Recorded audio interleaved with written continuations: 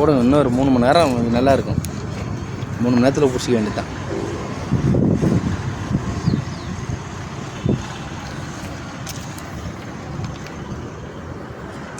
பாலில் டிகாஷன் போகிற மாதிரி போட்டுங்கிறீங்க.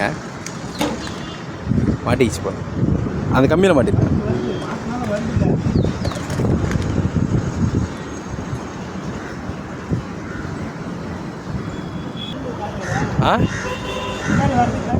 ஆமாம் ஆமாம். இப்போ ஜிலேபியா? அதுவா? இது ஜிலேபியான்னு பார்த்து